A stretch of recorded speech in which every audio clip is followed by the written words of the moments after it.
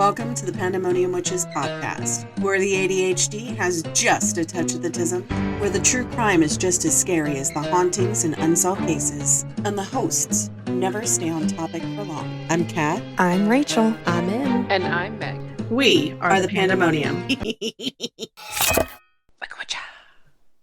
Hiya. Good morning.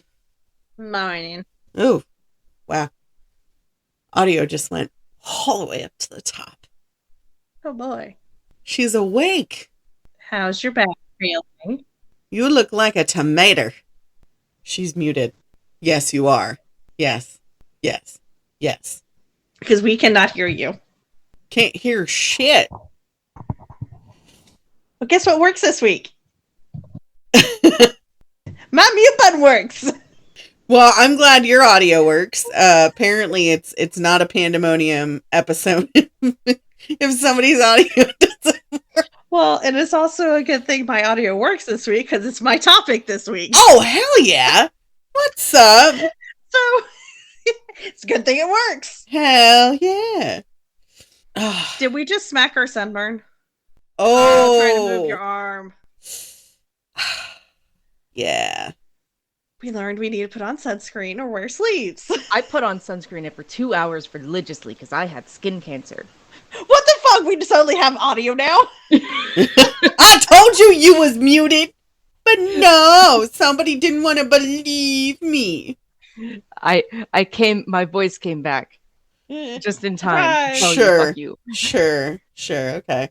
Whatever. But no, I put it on every 2 hours religiously because I had skin cancer. And I still came out looking like Larry the Lobster. Well, it's because you were bending over so much. It was just calling to the sun.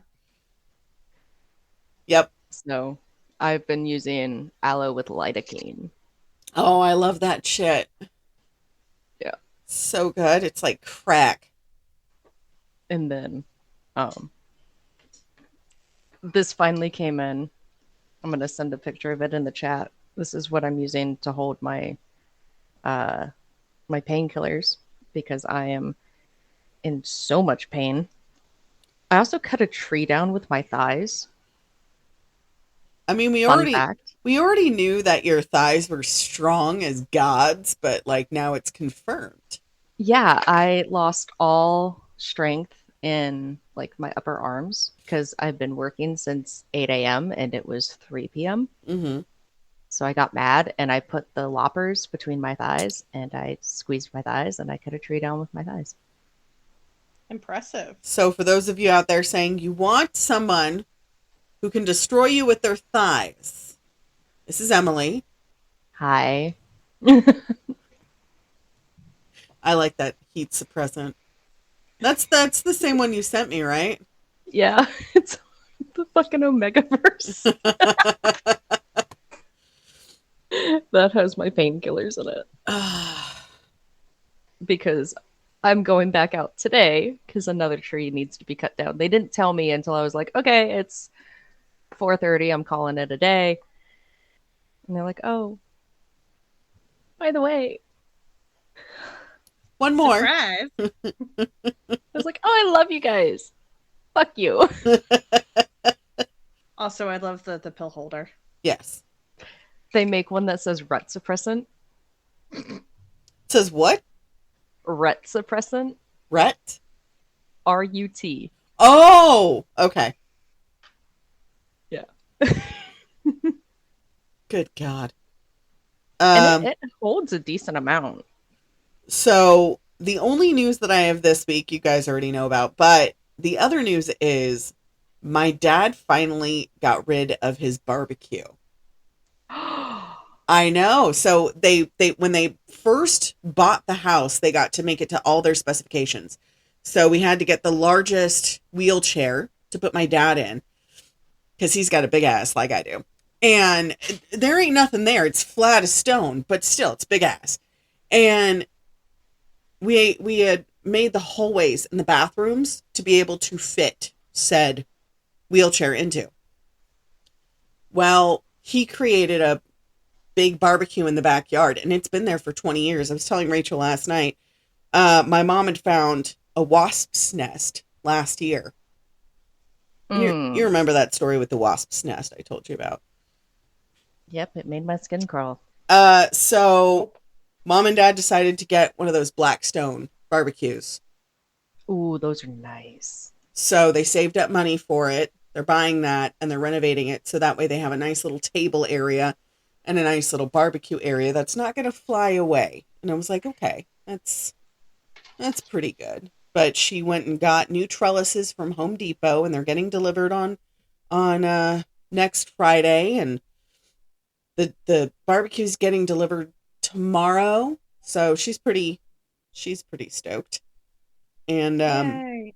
I've watched Wicked for the 20th fucking time. And then Baby dust. Baby dust. I'm not sending it to you.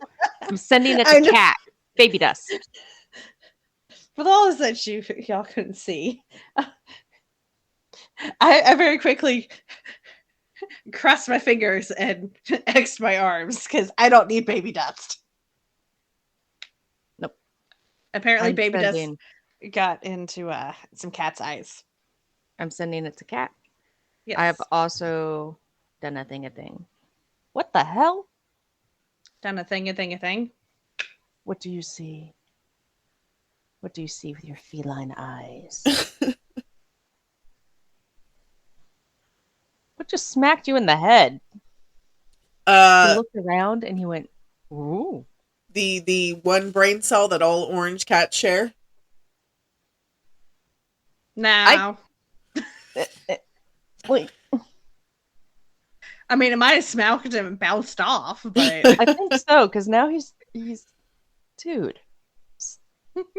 Is he on crack today? I think so, because he's licking his. Oh, okay. Well, on that note, Rachel, what is our topic for today? So I'm doing another old timer serial killer. Ooh, okay. So is it Who's, pre 1900s or? Yes. Okay. Her name is Amy. Archer-Gilligan. I have that song stuck in my head now. Love me. Her poison of choice was arsenic. Of course it was. It's the early years. It's gonna be arsenic. And old lace. It's like aqua tofana. So arsenic and old lace was when it was written, it was inspired by her. Stop it. No.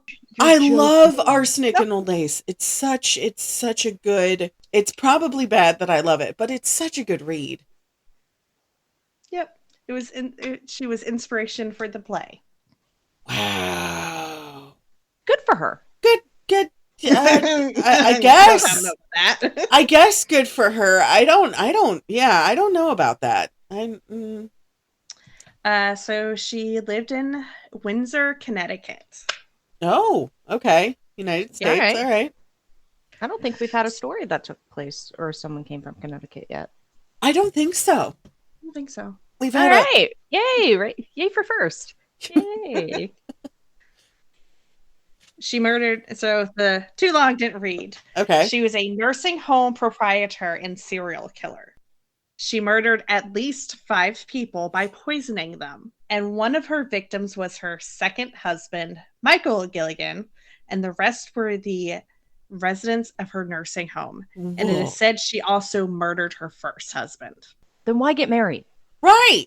Like, come on. Because there's easier ways. 1800s. You know, that's fair.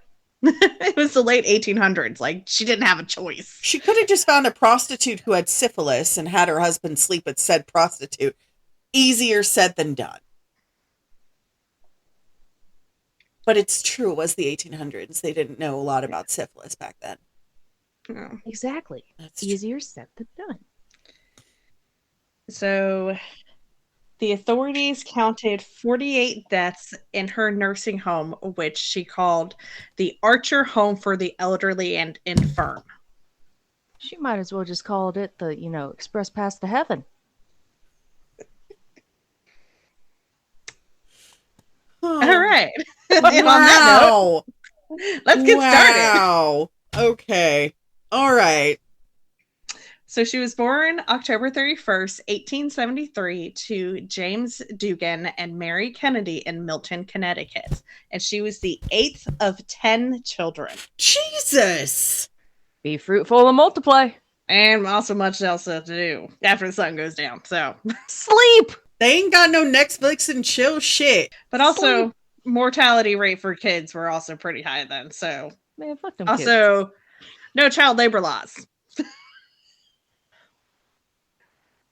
Well, Mary Jean, we don't have enough farm hands to help on the farm. Oh, it's fine. A couple more. So she attended the Milton School and the New Britain Normal School in 1890. However, the family would be visited by mental illness. By visited, it appeared and then stayed. I don't have mental illness, guys. I'm visited by it. It just pops by every so often. It's just here. It just comes by. It's like an old family member. It just pops in and says hello and then disappears again. Yeah. I'm not suffering. It's just visiting. So one of Amy's brothers, his name was John, and he became an inmate at the Connecticut General Hospital for the Insane in 1902. And one of her sisters is listed as residing at the same hospital in the 1930 census. There was also another sister that was paralyzed after jumping off the family roof, like the family's home's roof. Did she think she could fly? I don't know. It's rain and mental illness. Hallelujah. It's rain and apparently mental illness. Especially in her family. I mean, if you think about it, It's Raining Men and Let the Body Hit the Floor is the same song, but from two different perspectives. It really is. Yeah. One from a mental hospital and one from someone who's very lonely. This is true. So she worked as a bookkeeper for a time before she got married. Because, once you're married, you can't have a job, apparently. She married her first husband, James Archer, in 1897. And they had a child, a daughter, Mary J. Archer, that was born December of 1897. So either the baby came early or they got married at the beginning of the year and times don't. So math's not mathing there. Fast forward to 1901. They became caretakers of a elderly widower whose name was John Seymour. They moved into his home in Newington, Connecticut. 3 years later, John died. Of course he did. I guess he didn't see more after that. Emily. He didn't see a whole lot of anything after that. My God. However, his heirs converted the home into a boarding house for the elderly and let Amy and her husband stay there in turn for caring for the elderly for a fee, or the elderly boarders. And Amy also had to pay rent to John's family. So this home, they titled Sister Amy's Nursing Home for the Elderly. That sounds like one of those fake phone calls that I call Emily, and she picks it up and she does like Joe's Ho-Shack specials on Tuesday. Something like that. Can I do the whole thing? Yes, please. Joe's Ho-Shack, this is April speaking. Midgets are half off on Wednesday, and tonight's cherry night. Yep. However, so John died in 1904. By 1907, John's family decided to sell the house. They were done. Oh my gosh. 3 years. So then The Archer family moved to Windsor, Connecticut, and used their savings to purchase their own residence on Prospect Street in Windsor Center, which they soon converted into another business called the Archer Family, or the Archer Home for the Elderly and Infirm. They advertised their services in the local newspapers and had postcards made up. Boarders could pay a weekly fee that ranged from $7 up to $25, or they could opt for a $1,000 life care option, and many of the boarders chose that option. They were also highly encouraged to make Amy and her husband the beneficiaries of their estates, so the boarders' finances could be managed more easily after the boarder passed away. And of course, Amy was presenting this model citizen. Of course she was. To the local community by attending a local church weekly and making large donations to the Catholic Church, as what was expected at the time, and was thought to be a pillar of the local community. I put in my notes, cue model citizen line from Lilo and Stitch. I don't know if I can post that, but I will find it. I don't know if I can. I think it's copywritten. Oh, I'm sure it is. Because it's Disney. But our listeners could easily look it up. Oh, yeah. So in 1909, so this is 2 years later, like, girl is fast tracking shit. Mm-hmm. The McClintock family of West Hartford sued Amy and her husband about the lack of care given to one of their elderly family members. That case was settled out of court, with the Archers paying the McClintocks $5,000, which in 2018 was equivalent to $133,000. God damn! The family claimed that Amy and her husband had kept their relative in unsanitary conditions. Like, that's pretty bad.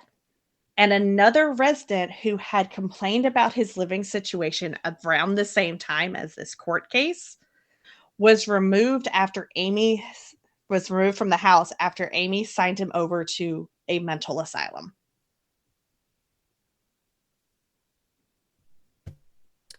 I have questions, but I'm going to wait. Because there's a lot of red flags here, like it's Six Flags theme park all over again. And my chair keeps falling down. I know I got a big ass, but Jesus, you don't have to tell me. All right. So now we're in 1910. Okay. So 1910, Amy's husband, James, dies. Apparently of natural causes, supposedly. The official cause of death was Bright's disease, which was a generic term for kidney diseases. Oh. Doesn't arsenic, destroy your kidneys? Yeah. It also destroys the liver, too, but that's, the kidneys are like the filter for the body. Right. So if she poisoned him with arsenic, right, it would come across as kidney disease. Right. Especially for 1910. So at this point, their daughter was 12. Amy had taken out an insurance policy. No. On James. No. A few weeks before his death. See, you know what? No. How about fuck you and no? How about that? The policy benefit enabled her to continue operating the home. 3 years later, she married her second husband, Michael W. Gilligan, who was a widower with 4 adult sons. Oh, okay. He was reportedly wealthy and interested in both Amy and investing into the home. Right. She shaved a few years off of her age on the wedding license application. So she made herself younger. Are you ready for the next bit? No, but you're going to do it anyways. We've already talked about that. Billy Mays here. But wait, there's more. February 20th, 1914, after only 3 months of being married, Michael died. How many? You said 3 months? 3 months. Something smells fishy. The official cause of death was acute bilious attack or severe indigestion. But the main cause was valvular heart disease.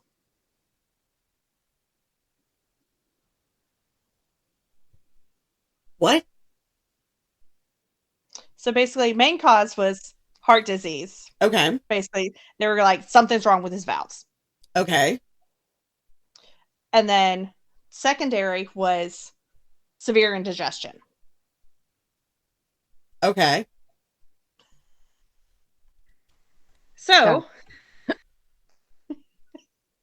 random little hiccup. I was gonna say something, and then my hiccup like shook the Etch-a-Sketch, and I forgot what I was gonna say. Also, completely off topic. Can you see the leaning tower of boxes here? Yes. Yes. Remember I said I didn't have that many books? Those are all books.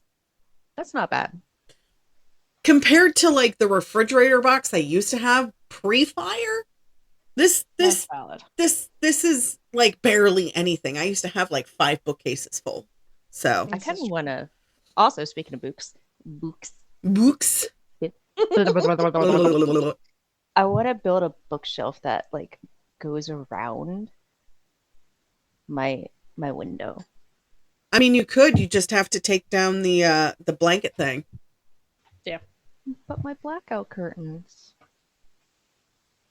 I mean, I can still see light coming through them. They're not typical blackout curtains. They're not full blackouts. Okay. Nah. You need to fix that. So anyways, for me. It's been 3 months. She offs him, obviously. Yes. Fair. Amy was once again financially secured because during their very short marriage, all of 3 months, her new husband had drawn up a will which left his entire estate to her. Of course. Obviously. God. Obviously, the will would later be determined as a forgery, as it was apparently written in handwriting matching Amy's own. You don't say it was written in pink gel pen. This was pre jelly shoes, pre gel pens, okay? It was written ink, yes. Gel pen, not so much. Yeah. Michael had drawn up a will leaving his new wife his entire estate, which was in excess of $4,000. Oh, I wonder how much that costs in nowadays money. Okay, you're gonna look that up? Yeah, 1914. 1914, okay.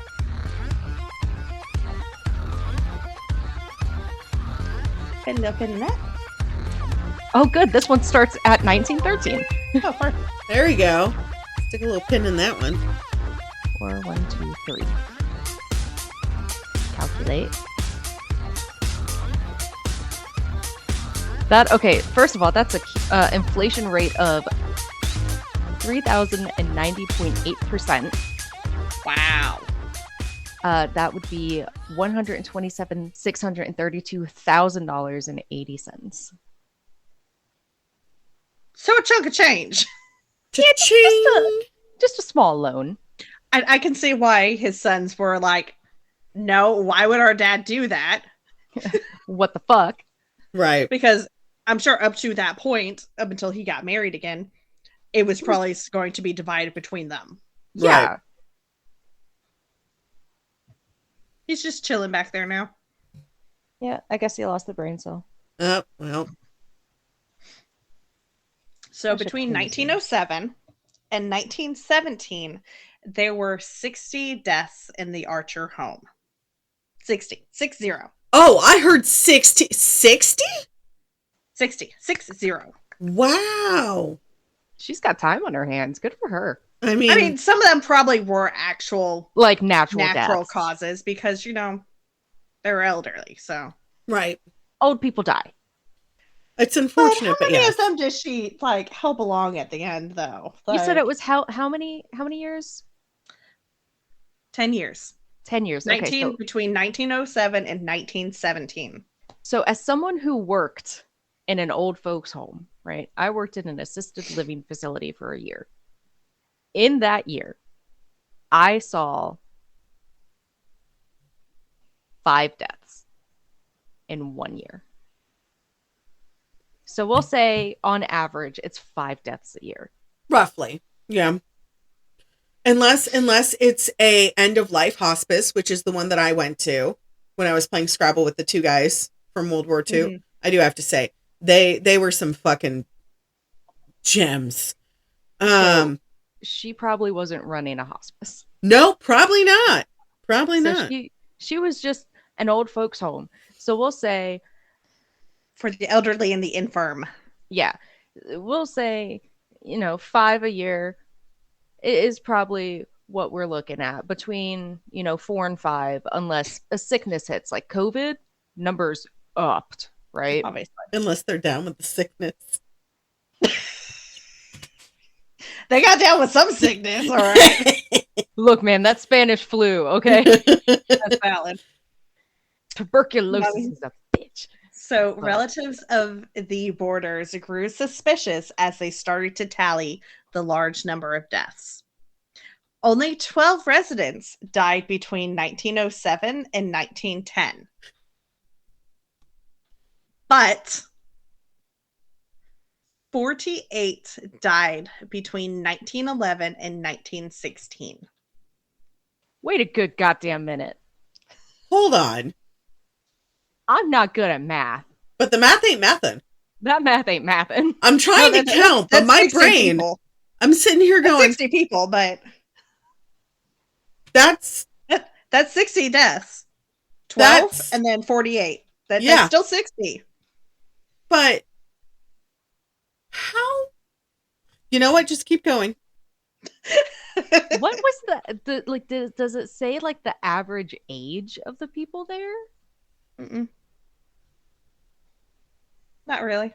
I wish. It was just elderly and infirm. So okay, so like this is like the late 1800s. So elderly is like 50. This is the very early 1900s, Em. Wow. 60. Wow, Em. Am I wrong? So, among the dead was a Franklin R. Andrews, who was apparently a healthy man. He was just elderly. On the morning of May 29th, 1914, he was doing some gardening at the home, and his robust physical condition deteriorated in a single day, and he was dead by evening. The official cause of death was gastric ulcer. He was 61 years of age. He was somewhat crippled, but still healthy enough to do chores, yard work, and errand running for Amy. And he was close enough to his family that he wrote often and they wrote him. And he told them about his new life, mentioning the frequent deaths in the house. Oh, hell no. So his siblings, including Nellie Pierce, she comes into play later, came into possession of his letters because after his death, they have to collect the item, the possessions. They noted occasions where Amy was pressing their brother for money. Amy's clients showed a pattern of dying not long after giving her a large sum of money.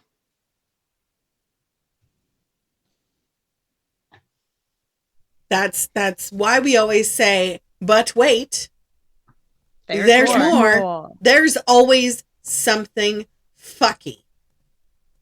Yep. And as the deaths continued, Nellie reported her suspicions to the local district attorney, but he mostly ignored her because she was a woman. Of course. So she proceeded to take her story to the Hartford Courant, and which is a newspaper. On May 9th, 1916, the first of several articles on the murder factory was published. Okay, that's an awesome name. I know. I was gonna say, wait a minute. That sounds like I think we just found the title. Oh my god. Willy Wonka's Murder Factory. I'm going to hell. Suddenly, the police got a fire under their ass a few months later. Of course. And they started to seriously investigate into Amy. Really? And the investigation took almost a year to complete. Okay. During which time the bodies of Gilligan, her husband, her second husband, Andrews, the guy whose sister is pressing people, and 3 other boarders were exhumed. Guess what they found? Arsenic. Bones. All 5. Really am. They found bodies, okay. All 5 had died of poisoning of either arsenic or strychnine. Strychnine. Yes. Wow. Local merchants were able to testify that Amy had been purchasing large quantities of arsenic, supposedly to kill rats. Well, yeah, at that time they did use arsenic to kill rats. That's before, they came out with more humane reasons like they should have previously, which was cats, Right. And then a look into Michael's will established that it was actually, that's when they realized that it was a forgery. According to M. William Phelps, which is the author of The Devil's Rooming House, an investigation appeared to show that Amy was buying the arsenic to kill large numbers of rats. But if you have that bad of a rat infestation, there's signs like right, like obvious. Ratatouille. What is it? Like Ratatouille with the colony of rats? Right, like it's obvious. Right. However, it appears that she did not buy all the arsenic, which killed her patients. Of course. The doctor and some of the patients had signed off to purchase it. The investigation pursued Dr. King, which was one of the local doctors, because more evidence was piling up against him, but suspicions were focused back on Amy when someone suggested to clearly check all records of arsenic purchases. When evidence was found that Amy was sending her boarders to the drugstore to buy the arsenic, the police were able to arrest her and convict her. And I put in my notes, again with the fucking arsenic. Seriously, this is like what, the fourth one that we've done with arsenic. Jesus. That I've done for arsenic. Listen, I've done requests. When I tell you some of the shit that you guys request, I'm like, I can't even touch that with him. But Rachel, on the other hand, she's over here like, oh, what should we go over? Oh, I don't know. Arsenic. I'll do it. I'll do the request you won't touch. Emily, it's not even a request that you would touch. Yeah. Oh. There was one case that I did. Oh. Oh, she's so pretty. Sorry. Rachel and I couldn't the cat. we couldn't record for 2 weeks. It It was bad. Let's just say that. Are you taking Snapchats of your cat? It's She she's just always- like perched on the windowsill, okay? She always does at least one Snapchat while we're filming. You know, typically I do too, but today's my last day of this class. I have a 58. I have 4 case studies I need to submit, and I have not started any of them. I need to cut that out. No, you don't. You sure? Yeah, my teacher doesn't listen. This teacher doesn't listen to it. Oh, okay. Okay. All right. Just Thanks. the other teacher. Thanks Just for the other teacher. clarifying. I love All right, Fluffy. So Amy was arrested and tried for murder, originally on 5 counts, because that was the 5 that they could prove.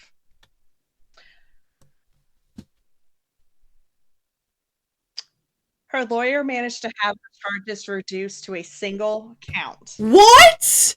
No. which was for the murder of Franklin R. Andrews. Are you fucking kidding me? So on June 18th, 1917, a jury found her guilty and she was sentenced to death. My good God. Oh, She no. appealed and was granted a new trial in 1919. At this trial, she pled insanity. Her daughter, Mary, testified that her mother was addicted to morphine. Amy was found, again, guilty of murder, but this time she was sentenced to life in prison. Or life imprisonment. So in 1924, she was declared to be temporarily insane and was transferred to the Connecticut Hospital for the Insane in Middletown, where she remained until her death on April 23rd, 1962. She died of natural causes.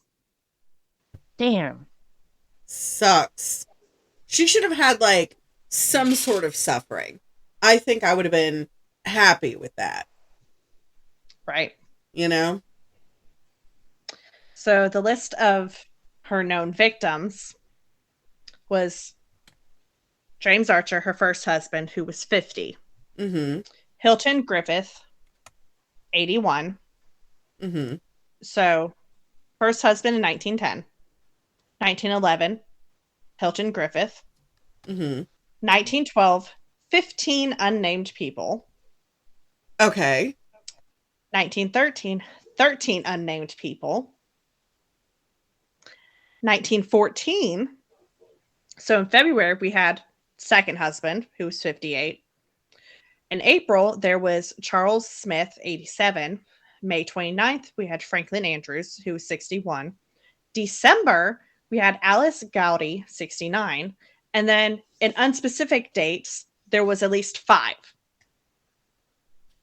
I'm really curious to find out if she's sociopathic. Like if we just could have done those tests back then, you know? In 1915, 7 more people.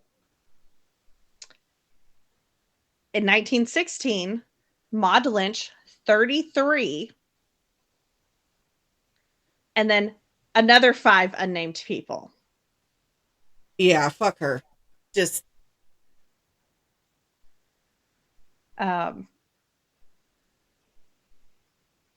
So her crimes were the direct inspiration of the Brewster sisters in the 1939 comedic play Arsenic and Old Lace. mm-hmm. She was also mentioned in a Criminal Minds episode, The Uncanny Valley, which is episode 12 of season 5. Yep. She was referred to as Amy Archer as an example as a female angel of death type killer who didn't have a preference for victims of a specific gender or with certain characteristics.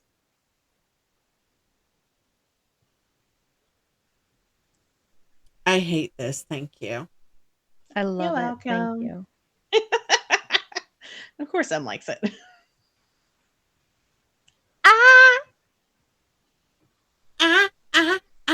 Staying alive. Staying Stay alive, alive. stay alive. Listerine.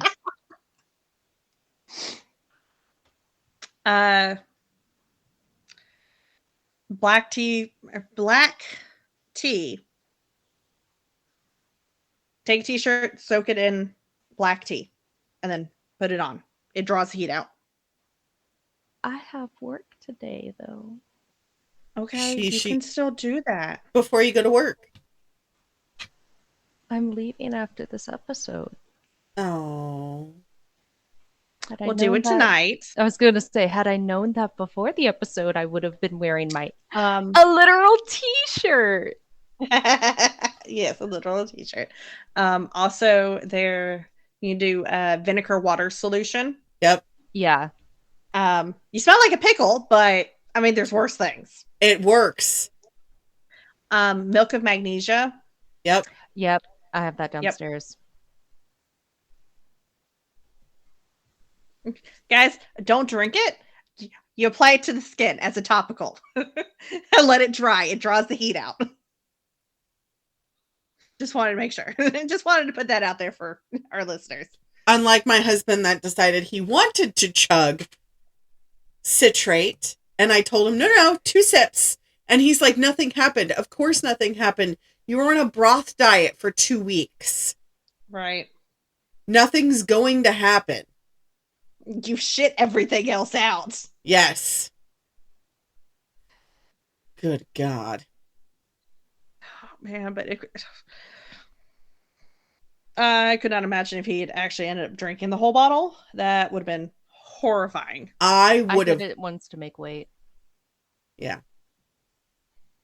I would have laughed so hard if he did.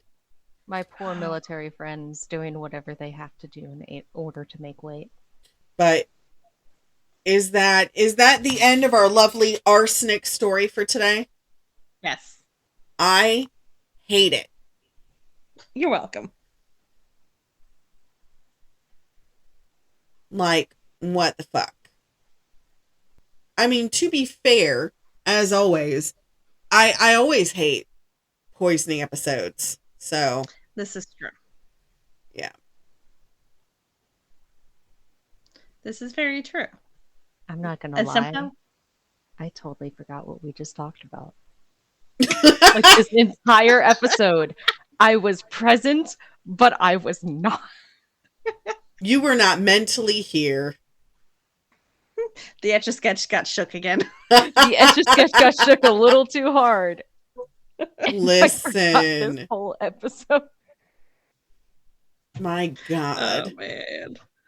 Oh, it could be worse, you know? Yeah, that's valid. Well, we had our anniversary episode. Would you like me to tell you the statistics? Yes. Now, I haven't aired the Casey Anthony episode yet. That's next week. So, the listeners will be like, what? So we still have 85 followers. We're almost there.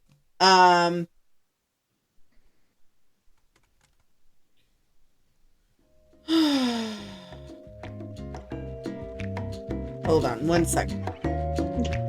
Okay.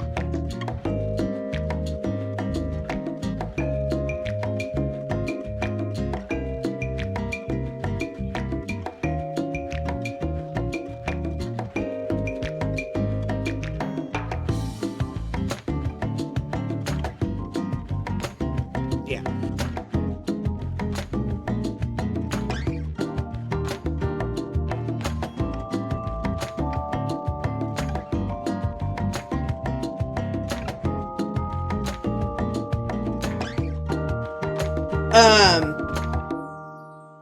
So definitely, we still have 85 people that are following us, which is great. I love it.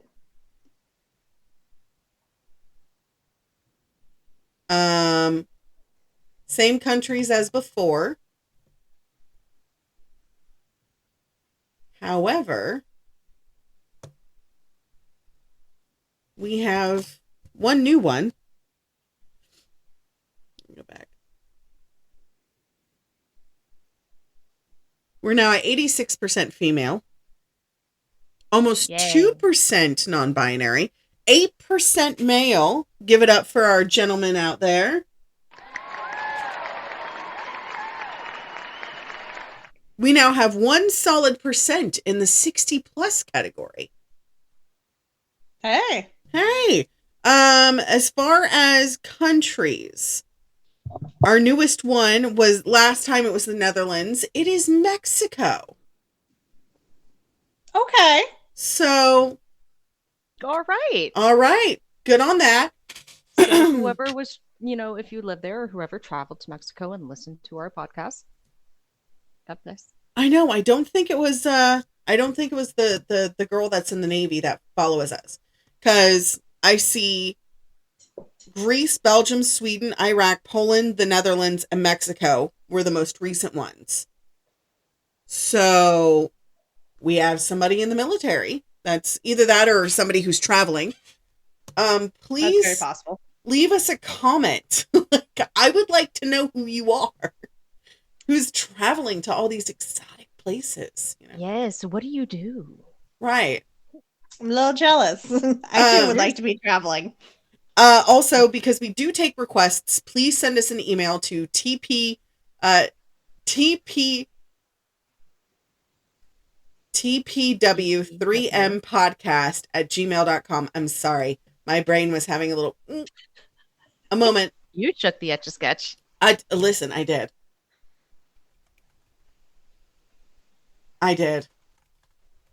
Just a little bit. It's okay. It happens to all of us. But that was our story for today. Yes. I loved it. I love that shit so much. Well, as always, do stupid shit. It's only illegal if you get caught. oh my God. Please don't do stupid shit. Please don't do stupid shit. If you do, make sure you have a lawyer on retainer. Yes. Jesus Christ. Stay feral. Bite the hand. And we'll see you guys next time. Okay, bye. Okay, bye. Next time on the Pandemonium Witches. Today, we're doing a case that was requested actually at Dr. Sister's wedding. Okay. So we love a good puzzle, a good unsolved case, but it seems only a few podcasters have covered this woman's story. Was murdered in the early morning of January 25th, 2019 in Tomball, Texas, by someone who appeared to be wearing a disguise, and they have never been identified. She was also a huge nerd. Just like everybody here on the Pandemonium is. She loves Star Wars, even dressing up as characters from Star Wars to visit sick kids, volunteering her time in the hospital. Mm-hmm. Everyone who is anyone, especially those who are in the medical field, know every second counts. Yep.